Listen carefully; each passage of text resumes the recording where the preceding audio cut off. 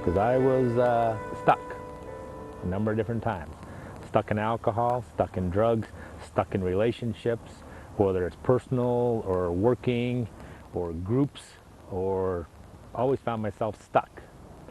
And wish I hadn't made the decision I made, and regrets, and wasn't real big on forgiveness, even though that's what I needed to do, is forgive, let go. Hi, I'm Patricia Clayson, author and founder of Taking It Lightly, an emotional intelligence experiential weekend seminar. And you're here with me now in Milwaukee, Wisconsin at the Center for Creative Learning, where Taking It Lightly was founded in 1983. You're about to see the story of Steve, who came here to do Taking It Lightly because he wanted a better life for himself and for his family. You'll see his experiences throughout the weekend. You'll get to meet some of the other people who've participated in Steve's weekend. And you're also going to hear from Barb David, certified instructor and therapist. And she will explain to you some information about a therapist's perspective on why Taking It Lightly is so effective and its results are so long-lasting. You'll also get to meet some of the graduates of Taking It Lightly, some of them who have been around the center because their weekend happened over 15 years ago, and they'll tell you about why Taking It Lightly has been so powerful in their lives. I hope that you enjoy this journey, and I look forward to hearing from you soon. I have a saying, Taking It Lightly is a great place to start therapy. It's a great place to go when a client is stuck in the middle of therapy, and it's a wonderful place to go when we're finished with therapy. You acted, played out for them and their dysfunction and so forth, and then even gone to the place of some forgiveness. I want to find a way to be whole. I want to find a way to fill that gap. I want to just have a fulfilling life, and I'm willing to take a look at different things and opportunities that can provide for that. And from what I've seen, that Taking It Lightly has helped. At least I know for sure it's helped my wife.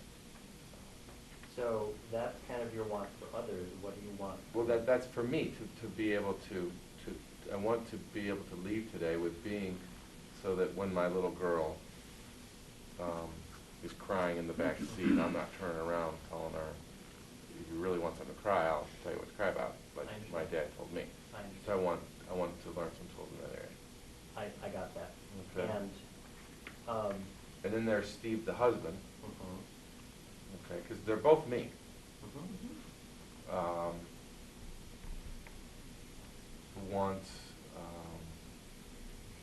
to create serenity and create peace so that he can have serenity and peace approach him as well. You have just heard Steve talk about how he was stuck and what he wants to get out of the Taking It Lightly weekend.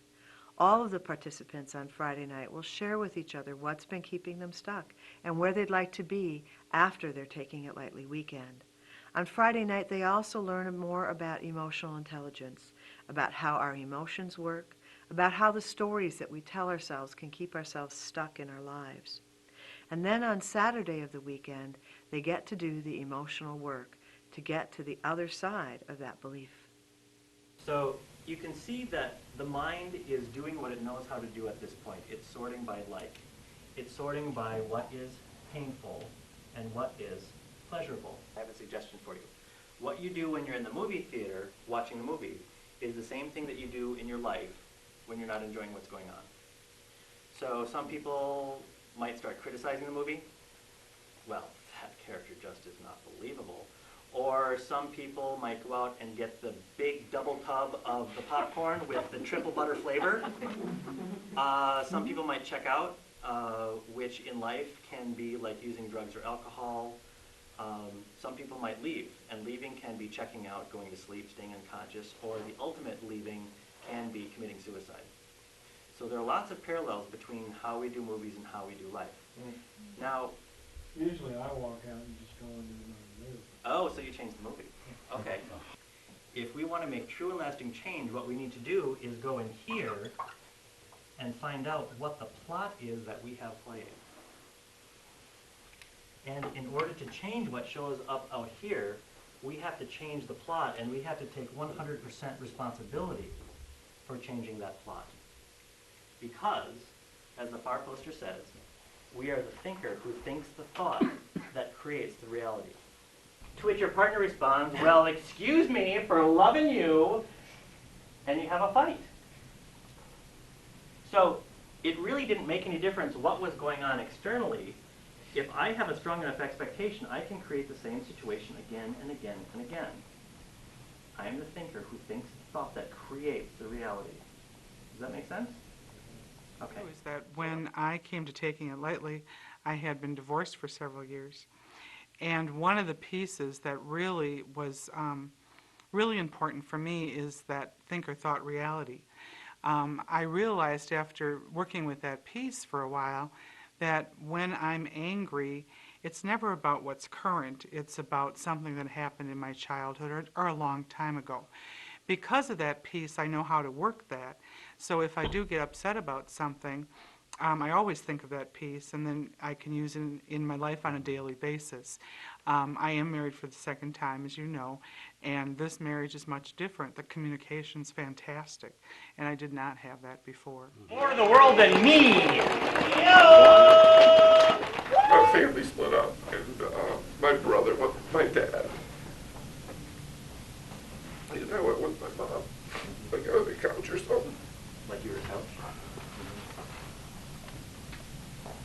And I was in a new area, trying to fit in, and it was the time of the day, it's like the 70s, and there was a lot of drugs available, and that's what people did to fit in. Prior to that, I pretty much, through athletics, kind of was like a leader or excelled in this getting high thing. Felt pretty good, so that's what I did to deal with my sad and bored angriness. Okay. So you mentioned sad, bored, and angry. Which one was the strongest that you were stuffing or getting away from? Oh, sad. Sad. And it was the sadness about your family splitting apart? Sure. Shame. Shame? Sure. Okay. Was there any angry in there as well? Yeah, I would say, but sad really feels right. Or you? And my dad should have stuck up for me. I guess I feel that way. And what do you feel about that?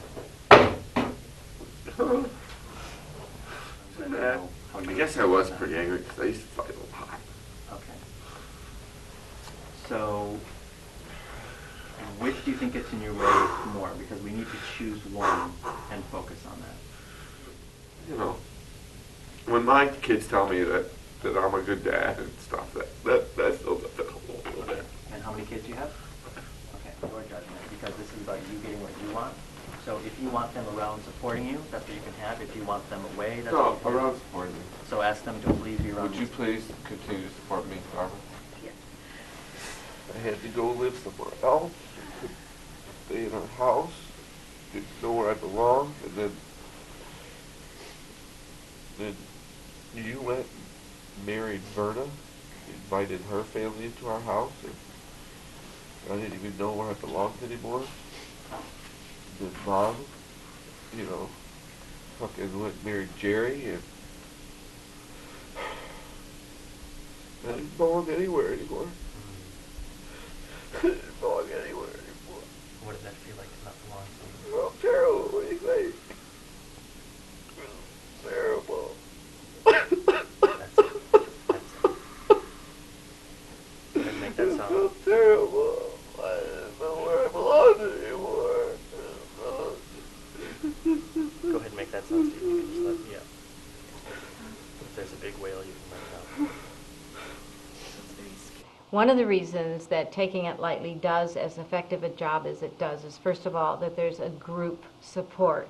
And within that group support, there's a commonality that people find that they have with other people, so that they know they're not alone, which many, especially trauma victims, feel that they are alone. So that's one solid piece that we can't get anyplace except in a really confined, safe group. I wanted more discipline. I wanted you to... You should have stepped up, Dad. You should have stepped up. You fucking should have stepped up and been stronger with me. You brought me in this world, and sure, you put a roof over my head, and you went through my practices, but when you saw that I was fucking around and getting high, and that I was coming home different, you should have been stronger. You should have been. Damn right you should have been, and I have the right to demand that. Because that's fucking bullshit. There's a big block or a small block of time that hasn't been felt, hasn't been assimilated into the body. It's just a little piece of lost time. However, it's a very important piece of lost time. And in taking it lightly, then we have an opportunity to do psychodrama, to go back to that place, to change the outcome of what happened, thereby changing the psyche for the person, thereby reassociating that person into themselves and into their feelings and into their bodies. Since all feeling is held in the body and in the cells, taking it lightly is an opportunity for people who have issues that are being held tightly in their cells to express them. So somebody needs to be held and cry, then this is a place where they can safely do that. This is a place where there is safety enough for them to go back to that place and then be brought back out of that place in a more healthy way than when they went into that place. Redecision therapy is one of the bases for taking it lightly. And it is simply that we learn we can redecide about our decisions, about an incident that happened to us when we were little. I decided that I was responsible in some way for my father's anger. When I figured this out and I could then redecide that that anger was his, it wasn't my fault, then I could come out of that group experience saying, I'm fine. I never was responsible for my dad. He has to be responsible for himself. Therefore, I can make better decisions and better choices about men in my life. There's a lot of scientific evidence about the fact that our neural pathways are triggered by things that happen. So we're triggered back into this emotion or into this issue by the amygdala triggering the hippocampus, and then back comes all of the memories flooding in on us, and bango, we're in a state that we didn't expect to be in very suddenly. So taking it lightly has an opportunity to go back and redo the trauma, make a different ending on it. Now, in reality, there isn't a different ending. The reality within the self is that there is a different ending, a different completion. Grief work is another huge piece of work that we do in taking it lightly. Where else can you call back a parent who has died to put closure to things that needed to be said, to bring healing into the heart, and even perhaps some very, very deep forgiveness? And that's something that cannot be done in a therapist's office, not the way it can be done at a deep level as in taking it lightly. And forgiveness itself, there's a huge component that we talk about in taking it lightly. What is forgiveness? How does it come about? What do we have to do to get to that point? Is there anger in the way? Is there sadness in the way? Is there frozen where I don't have any feeling about it at all? Is that in the way? So those things are brought up. Those things are talked about. Many of the things that are talked about in taking it lightly are never spoken of anywhere else by the client and by the student in the classroom there in taking it lightly. They just aren't. Many of them are so shamed that they would never think of saying anything about the issue. Then they hear somebody else start, then they're able to go ahead and begin talking about it too. There's anger, there's grief, and this is a place that it can be healed. There are just so many different pieces that can all come together into one place. Personally, I would recommend taking it lightly to clients almost across the board. When people have an opportunity to do some deep work in taking it lightly, and we make sure, because course is carefully crafted that people come in at a certain level, we go down deep into the place that we have to get into, then we come back up so that when the course is over, they are more integrated, they have decisions about what they want to do next, and they can take that back to their therapists. And then, of course, we keep records so that therapists can always check exactly what their clients did. And we make recommendations for those clients, possibly to read a specific book, or to listen to a specific tape, or to do a specific activity. One of our favorite activities to recommend for people is to go out and play. A lot of us have been stuck in our drama so long, we don't even have a clue about getting out there and playing. And so this gives us an opportunity to let loose on that type of fun.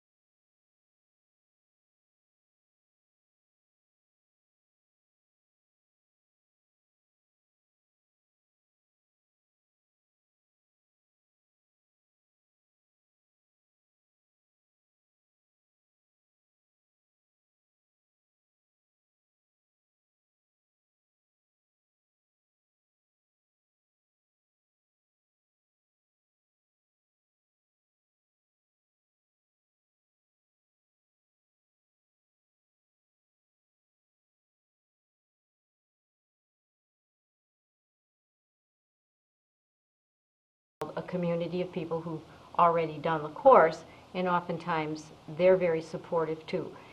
Even, for instance, I know that there are picnics, and our people come and play at a picnic, and they meet people from other courses, and immediately, if you've done Taking It Lightly and I've done Taking It Lightly, we've got a commonality.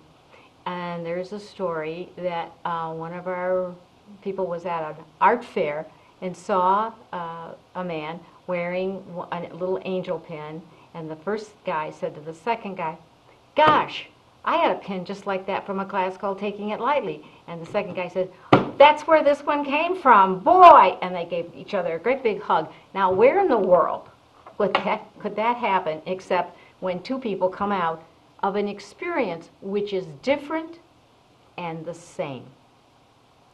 So it's a good place to send clients. It's a good place to know that your clients are going to come back with much more knowledge about themselves. Then? And But you want to know that you did everything you could. You want to know. You might lose the wife, but you want to know that when you look your kids in the eye 20 years from now, that you fucking did everything. And this is part of everything. Okay? This is part of everything. You want to know, I fucking did everything. I tried. Okay? And maybe if you do try everything, it'll work. So don't leave any rock unturned. This shit's powerful, man. It helps a lot of people. This place didn't get here by accident.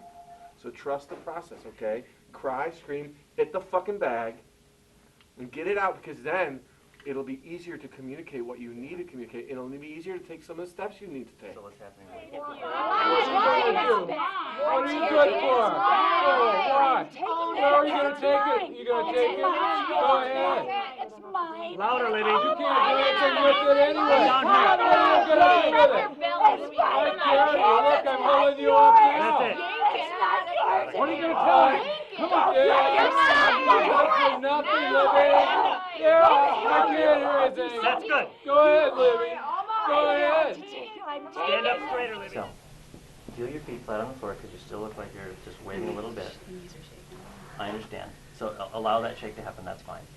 The shake is just releasing energy that you don't need anymore. I'm not going to get involved with this because it's what you want and what feels good to you.